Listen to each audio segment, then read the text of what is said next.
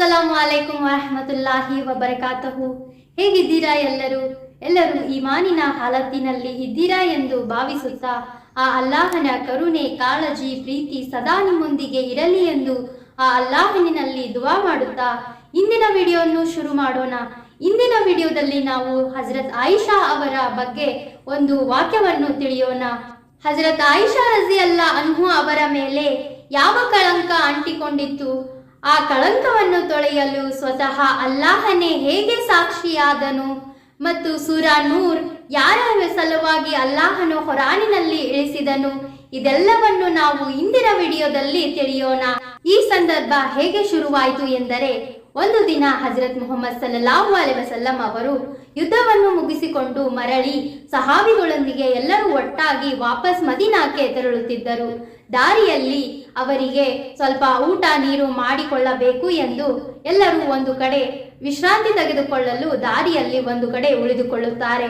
ಆಗ ಆಯಿಷಾ ರಜಿಯಲ್ಲಾಹು ಅನ್ಹು ಅವರು ಕೂಡ ಅವರ ಜೊತೆ ಇದ್ದಾಗ ಆಯಿಷಾ ರಜಿಯಲ್ಲಾಹು ಅನ್ಹು ಅವರು ಒಬ್ಬರೇ ಸ್ವಲ್ಪ ದೂರ ಹೋಗಿ ವಿಶ್ರಾಂತಿ ತೆಗೆದುಕೊಳ್ಳಲು ಹೋಗುತ್ತಾರೆ.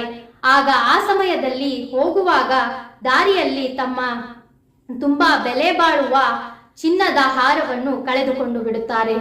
ಆಗ ಅವರು ನೋಡಿಕೊಂಡಾಗ ಅವರ ಕೊರಳಿನಲ್ಲಿ ಆ ಹಾರ ಇಲ್ಲದಿರುವುದನ್ನು ನೋಡಿ ಆಯಿಷಾ ರಜಿಯಲ್ಲಾಹು ಅನ್ಹು ಅವರು ಹುಡುಕುತ್ತಾ ಅಲ್ಲೇ ಆ ಕಡೆ ಈ ಕಡೆ ಹುಡುಕುತ್ತಾ ಅಲ್ಲೇ ಲೇಟ್ ಮಾಡಿಕೊಂಡು ಬಿಡ್ತಾರೆ.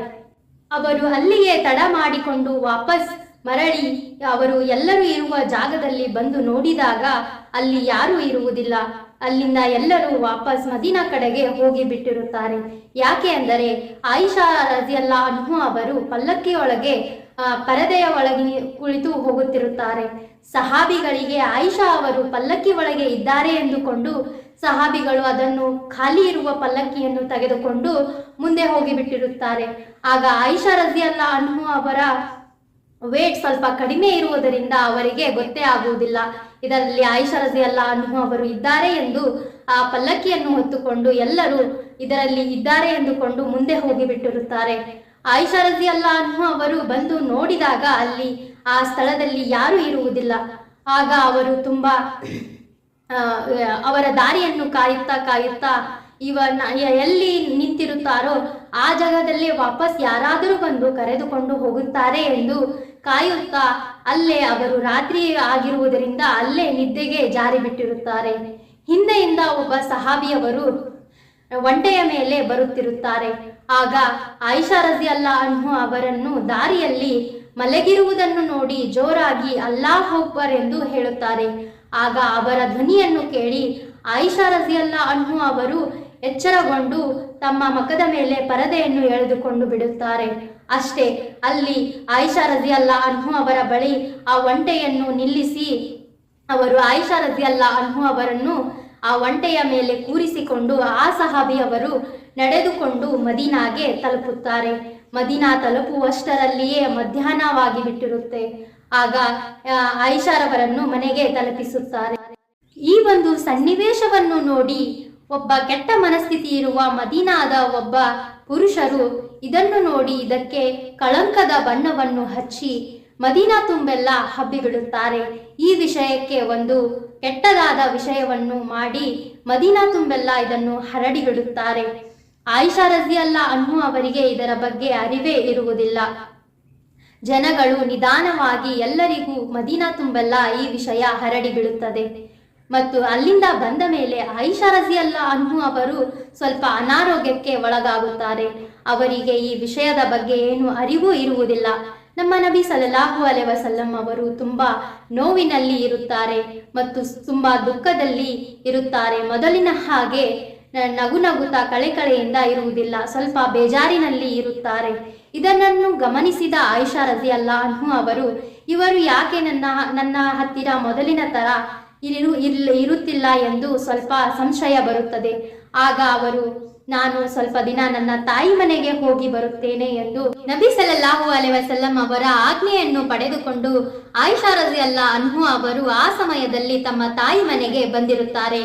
ತಮ್ಮ ತಾಯಿ ಮನೆಗೆ ಬಂದಿರುವಾಗ ಮೊದಲಿನ ಕಾಲದಲ್ಲಿ ಶೌಚಾಲಯದ ಯಾವ ವ್ಯವಸ್ಥೆಯು ಮನೆಯೊಳಗೆ ಇರುತ್ತಿರಲಿಲ್ಲ.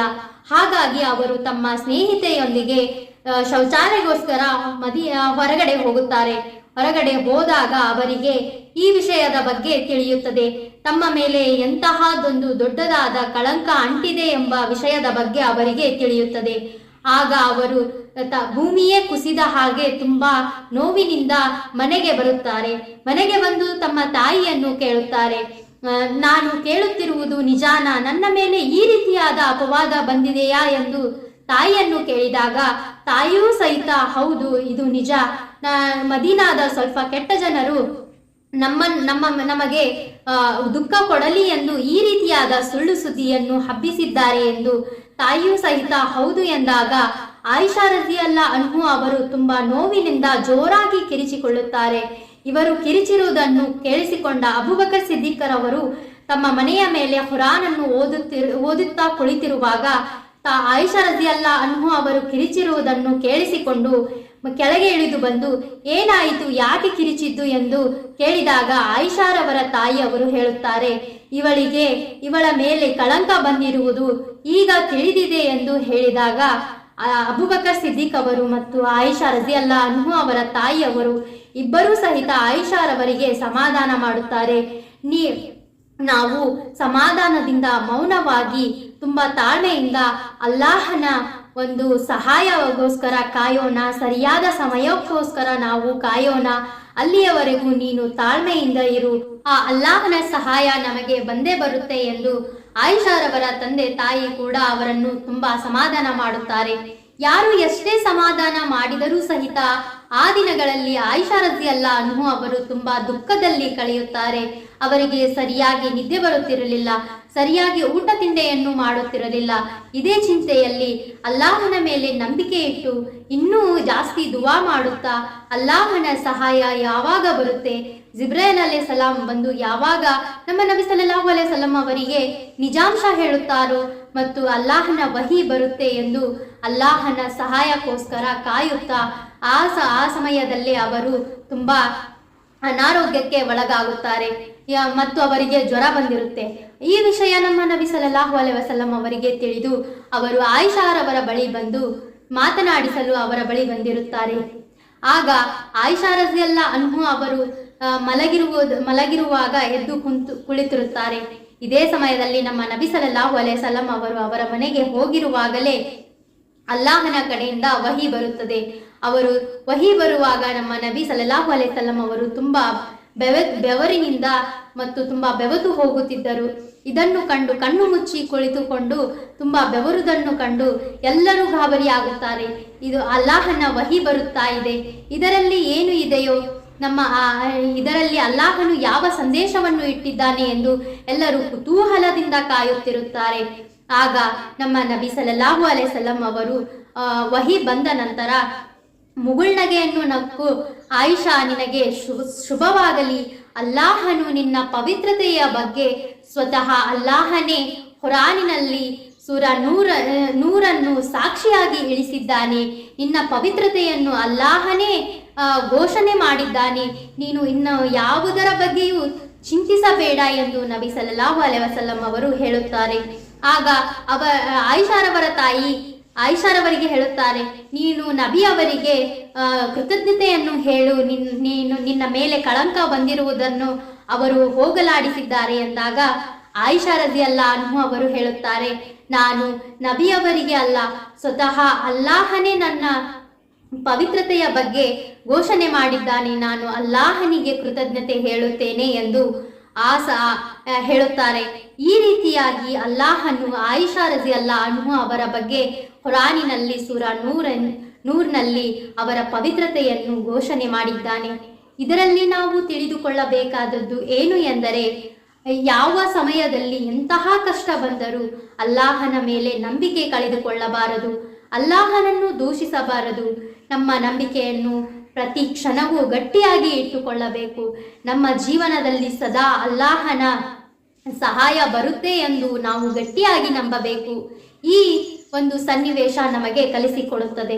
ಈ ಸನ್ನಿವೇಶದಲ್ಲಿ ನಾವು ತಿಳಿದುಕೊಳ್ಳಬೇಕಾದದ್ದು ತುಂಬಾ ವಿಷಯಗಳಿವೆ.